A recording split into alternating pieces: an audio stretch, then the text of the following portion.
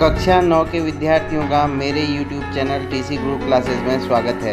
आज मैं आप लोगों के लिए अध्याय 7 त्रिभुज लेकर उपस्थित हुआ हूँ। आप सभी से अनुरोध है चैनल को सब्सक्राइब करें और बेल आइकन अवश्य दबाएं, जिससे आने वाली वीडियो की लिंक आपको प्राप्त होते रहे। प्रिय विद्यार्थियों, आप कैसे हैं? आज मैं कक्षा 9 के लिए अध्याय 7 त्रिभुज लेकर उपस्थित हुआ हूँ। इस वीडियो में हम त्रिभुज संबंधी मुख्य बातों को सीखेंगे। सबसे पहले हम जानते हैं कि ये त्रिभुज है क्या। त्रिभुज की परिभाषा तीन सरल रेखाओं से बनी बंद आकृति को त्रिभुज कहते हैं। तीन सरल रेखाओं, ये चित्र में आप देख रहे हैं, तीन सरल रेखाओं से बनी हुई आकृति है। AB, BC और CA तीन सरल रेखाएं हैं। इनसे बनी हुई बंद आकृति को त्रिभुज कहते हैं। त्रिभुज के मुख्यतः 6 अंग होते हैं, 3 भुजाएं और 3 कोण। 3 भुजाएं कौन कौन सी हैं? भुजा AB और भुजा BC और भुजा CA, ये 3 भुजाएं होगी। और 3 कोण, त्रिभुज के 3 शीर्ष होते हैं। 3 शीर्ष दिख रहे हैं आपको, A, B और C। A शीर्ष पर कोण A का निर्माण होता है और B शीर्ष पे कोण B का निर्माण होता है, C शीर्ष पे कोण C का निर्माण होता है। इनको हम इस प्रकार भी पढ़ सकते हैं, जैसे कोण A को पढ़ने के लिए हम इसको बीच में लेते हैं, इसको पढ़ेंगे कोण BAC या CAB, इसको हम पढ़ सकते हैं कोण BAC। A कोण पढ़ लिया। B कोण को पढ़ने के लिए हम लिखेंगे कोण ABC, कोण ABC, ये B कोण पढ़ा है और ये कोण A कोण हुआ। और C कोण को पढ़ने के लिए हम लिखेंगे कोण BCA, कोण BCA। आप इसे ACB भी कह सकते हैं। जिस कोण को पढ़ना होता है उस बिंदु को बीच में लेते हैं। ध्यान रहे, इस प्रकार त्रिभुज के 6 अंग हो गए, 3 भुजाएं और 3 कोण। एक संबोध आता है सर्वांग सम।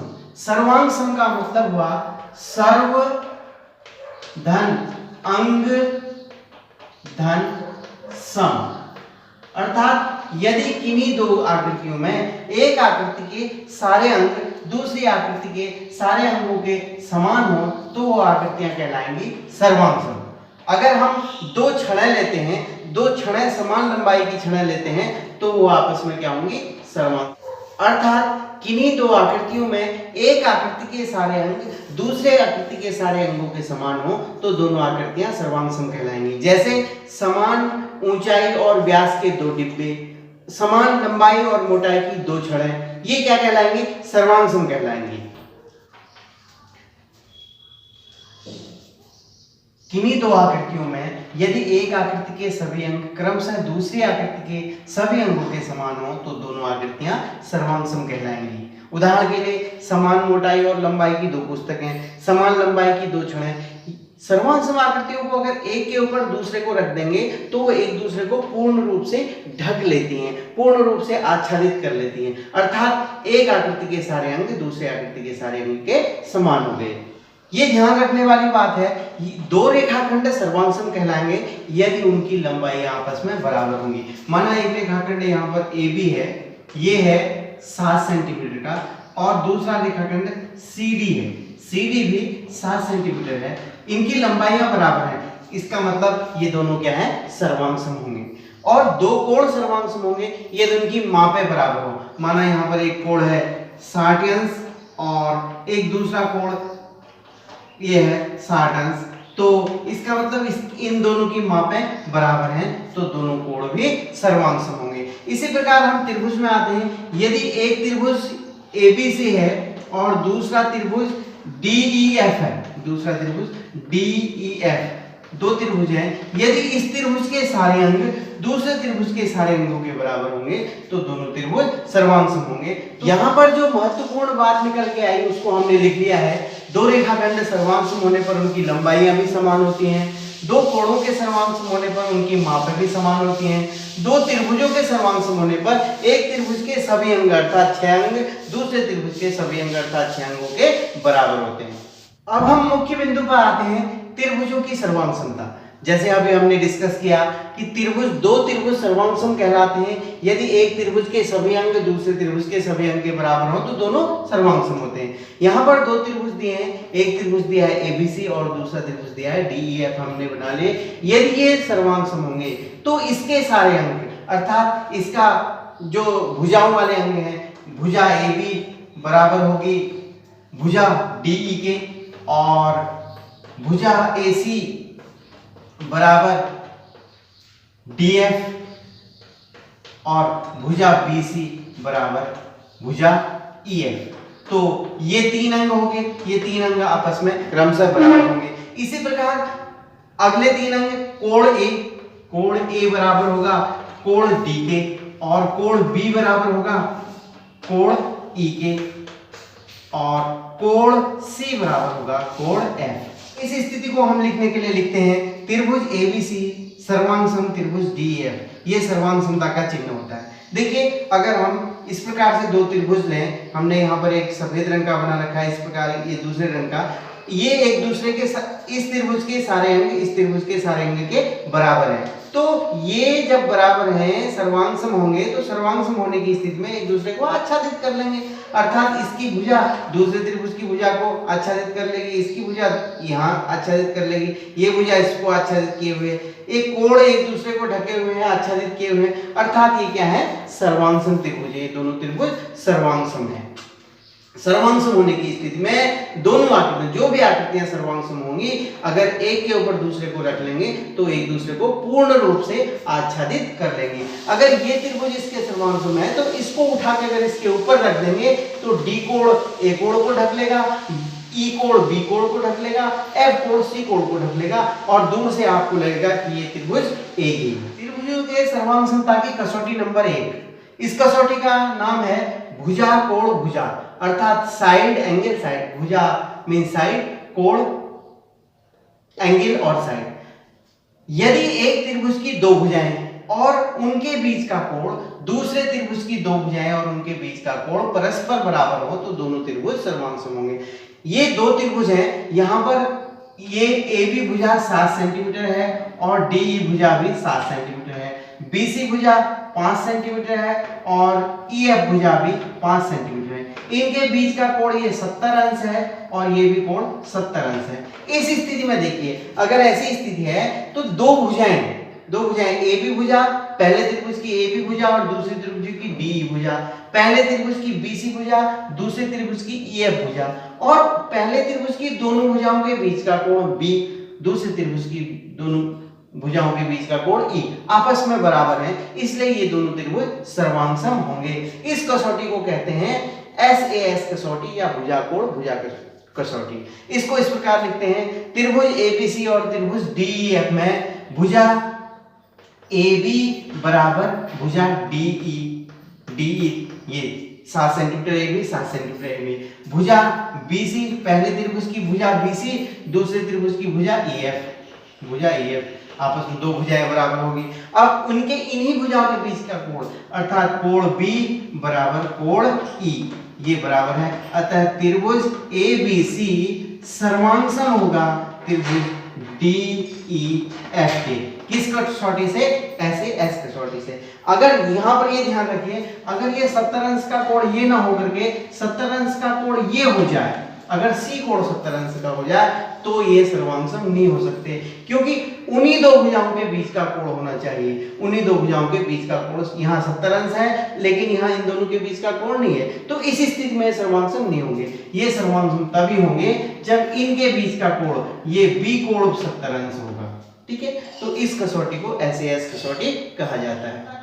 दूसरी कसौटी होती है कोण भुजा कोण, अर्थात एंगल साइड एंगल। इसके अनुसार यदि एक त्रिभुज के दो कोण और उनके द्वारा अंतरित भुजा दूसरे त्रिभुज के दो कोण और उनके द्वारा अंतरित भुजा आपस में बराबर हो तो दोनों त्रिभुज सर्वांग सम होते हैं। कहने का मतलब है कि एक त्रिभुज के दो कोण, ये देखो यहाँ पर PQR त्रिभुज है, इस त्रिभुज में दो कोण हैं, एक 70 अंश और एक 40 अंश, और उन्हीं कोणों के द्वारा अंतरित भुजा, उन कोणों से लगी हुई भुजा 8 सेंटीमीटर है। दूसरे त्रिभुज में आते हैं। दूसरा त्रिभुज है ABC, इसमें भी दो कोण, एक कोण है 70 अंश, एक कोण है 40 अंश और उन्हीं कोणों के द्वारा अंतरित भुजा 8 सेंटीमीटर है। अगर इस प्रकार हो, एक कोण, एक त्रिभुज के दो कोण और उनके द्वारा अंतरित भुजा दूसरे त्रिभुज के दो कोण और उनके द्वारा अंतरित भुजा आपस में बराबर हो तो दोनों त्रिभुज सर्वांग होते हैं। इस कसौटी को कहते हैं ASA कसौटी या कोण भुजा कोण कसौटी। इस स्थिति में हम लिखेंगे त्रिभुज PQR तथा त्रिभुज ABC में क्या क्या चीज बराबर है? त्रिभुज PQR, पहले PQR लिखा है तो हम पहले PQR का काम करेंगे। PQR के दो कोण हैं, कोण Q और कोण R। कोण Q बराबर है, कोण Q किसके बराबर है? कोण B के। और इसका कोण R बराबर है, पहले त्रिभुज का कोण R बराबर है दूसरे त्रिभुज का कोण C के बराबर। और पहले त्रिभुज की जो भुजा है QR, पहले त्रिभुज की भुजा QR दूसरे त्रिभुज की भुजा BC के बराबर है। अर्थात दो कोण और उनके द्वारा अंतरित भुजा दूसरे त्रिभुज के दो कोण और उनके द्वारा अंतरित भुजा बराबर है। तो त्रिभुज PQR को सर्वांग सम कहेंगे त्रिभुज ABC के। इसको इस प्रकार लिखा जाता है। कसौटी नंबर 3 में आते हैं भुजा भुजा भुजा अर्थात SSS। यदि एक त्रिभुज की सभी भुजाएं दूसरे त्रिभुज की सभी भुजाएं क्रमशः बराबर हों तो दोनों त्रिभुज सर्वांग सम होते हैं। यहाँ पर दो त्रिभुज दिए हैं, एक है RST, एक है LMN। तो देखिए आप, RST की RS भुजा 4 सेंटीमीटर है और LN भुजा दूसरे त्रिभुज में 4 सेंटीमीटर, ST भुजा 5 सेंटीमीटर है और MN भुजा 5 सेंटीमीटर है, RT भुजा 7 सेंटीमीटर है और MN भुजा 7 सेंटीमीटर है। अर्थात एक त्रिभुज की सभी भुजाएं दूसरे त्रिभुज की सभी भुजाओं के बराबर है, इसलिए ये दोनों त्रिभुज क्या होंगे? सर्वांग सम होंगे। हम लिख देंगे त्रिभुज RST और त्रिभुज LMN में, दोनों त्रिभुजों में पहले RST लिया, RST की RS भुजा 4 सेंटीमीटर है और दूसरे त्रिभुज की LN भुजा 4 सेंटीमीटर है।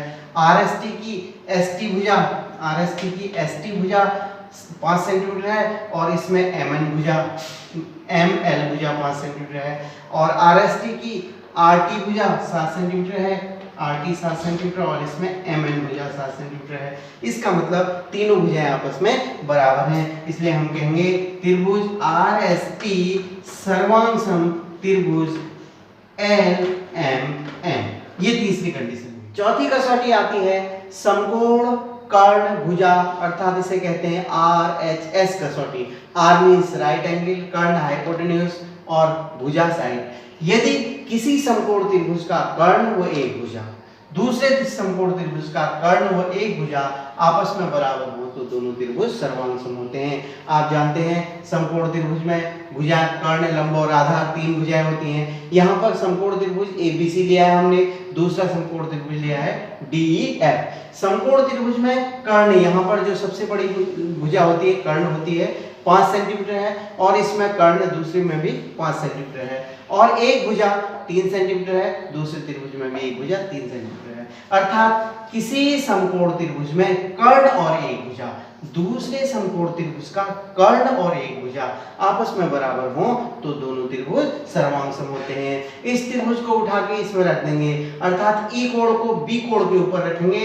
3 सेंटीमीटर वाली भुजा इस BC भुजा को ढक लेगी, ये DF भुजा CA भुजा को ढक लेगी, अर्थात ये एक दूसरे को आच्छादित कर लेंगे। तो इस केस में हम कहते हैं त्रिभुज ABC तथा त्रिभुज DEF में क्या है? समकोण त्रिभुज कोण B बराबर कोण E है, ये 90 अंश का है और एक समकोण हो गया। इसका कर्ण AC और दूसरे का कर्ण DF बराबर है। एक भुजा इसकी BC और दूसरी भुजा EF बराबर है, अर्थात RHS कसौटी से त्रिभुज ABC सर्वांग सम त्रिभुज DEF। ये चौथी कसौटी होगी। इस प्रकार त्रिभुज की सर्वांग समता की 4 कसौटियां होगी, ASA, SAS, SSS और RHS। इन चारों कसौटियों को हम अच्छी तरह ध्यान में रखेंगे। इसी के आधार पर आने वाली जो प्रश्नावलियां हैं उनको हल करना होगा।